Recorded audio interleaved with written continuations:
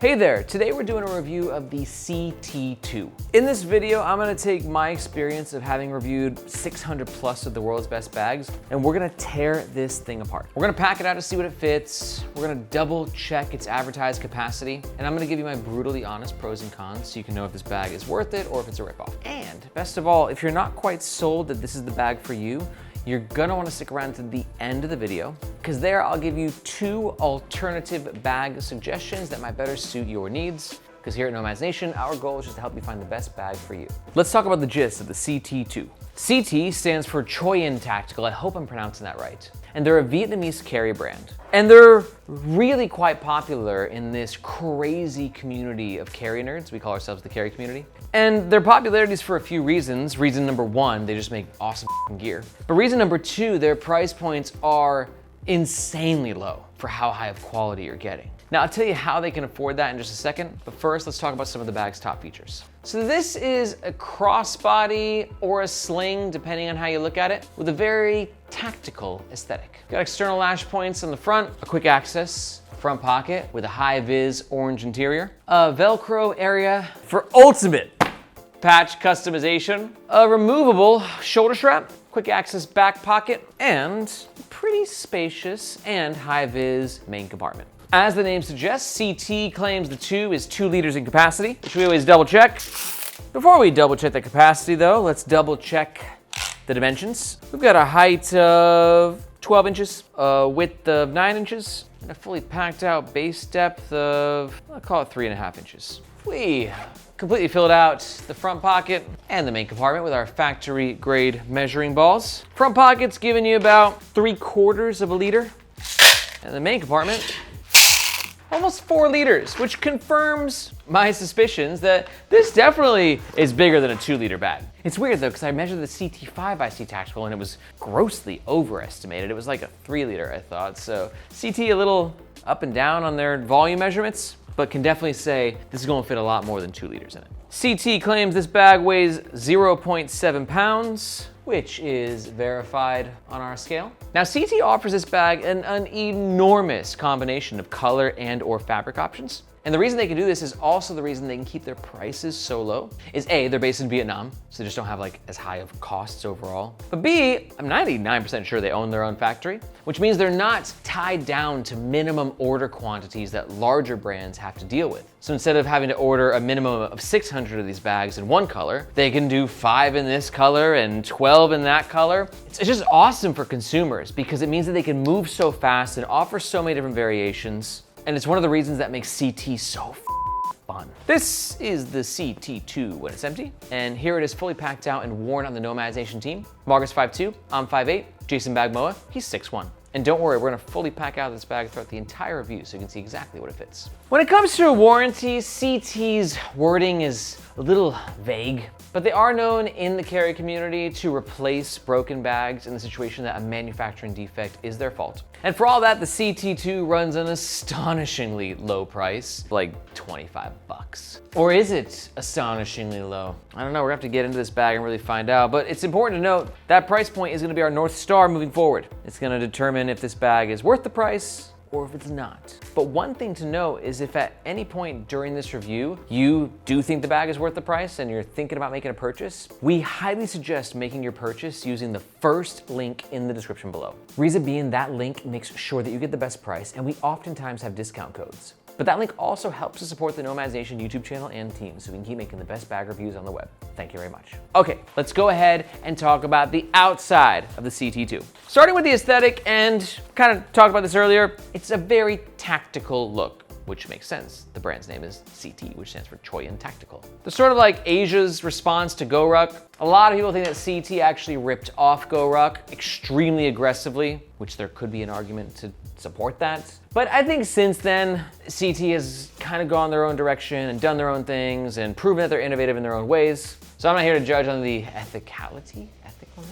Ethics. God, that's why we pay you the big bucks, dude. The ethics of that. But it is great for consumers because if you want to pay GoRuck prices, made in America, insane lifetime warranty, that's an option. And if you want the much more accessible option, CT's got your back. Now, quick chat about materials. This version that we have is the 500D, which seems to be one of CTactical's most commonly used fabrics, and for good reason.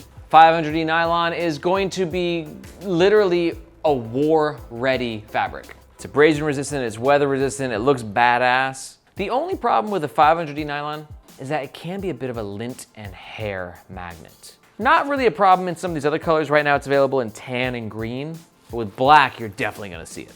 Now we're gonna talk about these inside 3 pockets in the next chapter. But before we do, let's talk about patches. Because as you can see, CT loves patches. So much that actually their backpack, their flagship backpack, has a version that's an entire Velcro front panel. It's like this much of patch real estate. I believe it's called the Patchaholic backpack. And people in the community love it because they can just literally stick it with 50 f***ing patches. I'm not as much into patches unless they say Nomads Nation on it or Miami Heat. But if patches are your thing, you're gonna love CT. Now for the shoulder strap, it's basic, but also really nice. Nice because for 25 bucks, like this nylon webbing is so sexy. It's smooth, it's silky. It's the same fabric that you basically see on a seatbelt, which is gonna make for a very comfortable wearing experience, but it will make it a little slidey. There's no shoulder strap or like padding on this, nothing coarse or with any grip to really kind of catch. So if you're wearing one of those like puffy down jackets, you might get a little slip and slide action happening. But given the bag size, I think it's totally okay.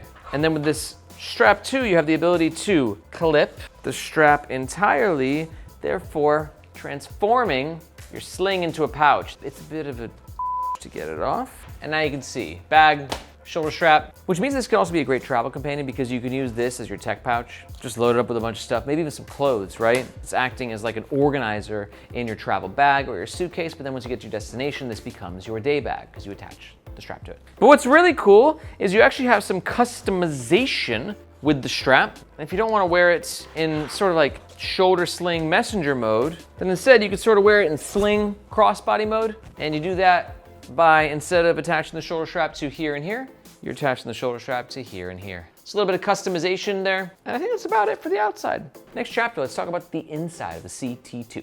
First up, we've got this pocket here. I love CT's lining. This is a ripstop orange nylon. The ripstop is gonna make it more durable, and the orange just gives it a high-vis effect, therefore highlighting whatever's inside your bag. This pocket is great because you can use it, obviously, to organize all your smaller bits of gear, if you so wish, but also it's got some depth to it. So if you got like a bulky hard drive, like this guy right here, that can fit in with room to spare. And I also think the gussets on this pocket were a very nice choice because it allows you to easily access whatever's in this pocket when you're wearing the bag, without having to worry about the pocket just kind of like flailing open and your stuff falling all over the ground. The gussets create order in a world of chaos. Choyan zippers, by the way. Are these YKK? Unbelievable. This thing is like $23 and it's using YKK zippers. Best zippers in the game. They're so smooth. They're basically never gonna break on you. I mean, they can definitely break. All zippers break, but YKK are the least likely to fail. Back sleeve, super basic, secured by Velcro. I think can fit your typical size book, shoe dog. And finally in the main compartment, again, orange high-vis lining. The back sleeve is gonna be perfect for this size tablet. What size it is? 11.5 inches. So any tablet 11.5 inches from corner to corner or smaller will indeed fit and close. Main compartment, no additional organization or pockets. So let's just do some test runs of some common larger things that may or may not fit. One thing to note is when the tablet sleeve is full, you're not gonna fit bulkier things in there. I don't know why you'd want a tablet and a water bottle, but in case that's just how you roll, this is a 24-ounce water bottle from Columbia. Switch 2 in a case. Oof, that is, we're just, I wouldn't do it. Not gonna give you permission to do that. Not an option. Umbrella, for show. Non-foldable OTE headphones. Yeah, that's nice. I think this is actually a great size. It's not too big, but there's just enough versatility in this main compartment. Cause like for me, what I'd use it for is I'm probably gonna take my notebook, right? I just wanna go to the coffee shop, or my Lockbee field note journal, hell yeah! So my journal fits in the back sleeve, headphones here, a couple small bits in the front. This is just a really nice size. I don't love the look as much, but just for like functionality and carrying things that you need, the mid-size gear, this is great. And finally, let's say you're sick of wrapping the hoodie around your waist. Can we fit a hoodie in this main compartment? We absolutely can. Now, doubling up any of those things might be a little tough, you know, hoodie and an umbrella. that works. I love what Choyin did by not having any crazy pocketing and fabric and features in here. They just gave you capacity. And it's quite thin, doesn't take up a lot of space, but then when you need it to really pack out, it can surprisingly. Love that. Now, before we jump into the pros and the cons, I gotta let you know that if you are enjoying this video, you're probably really into high quality gear, or at least gear that can help you elevate your efficiency and your optimization and your organization. And if all those words light you up, then you're in good company, because I too am obsessed with efficiency and organization and optimization. And that's what the gear that we cover here allows you to do. And if that's what you're into, you might be happy to find out that here at Nomadization, we don't just do gear reviews on our YouTube channel, but we also have the Nomadization newsletter, where we take this whole thing like a step further, but from a different perspective, more like from like an airplane perspective, where we're looking out at the entire industry. And what that means is I'm gonna be delivering to your inbox on a weekly basis top deals, newest gear, limited edition collabs, plus you get access to our discount codes and giveaways and everything in between. So if you want to keep your finger on the pulse of what's happening in the world of gear and carry and EDC and travel and cool bags like this, you're gonna want to sign up to the Nomadization newsletter, which you can do by finding this globe emoji in the description below. Hope to see you in your inbox. Let's discuss the overall pros and cons of the CT2. Pro number one is the impressive capacity of the main compartment. Pro number two is the high-vis orange lining, very functional. But pro number three, I think when it comes to CT, it's just always going to be the value they're bringing. 23 bucks.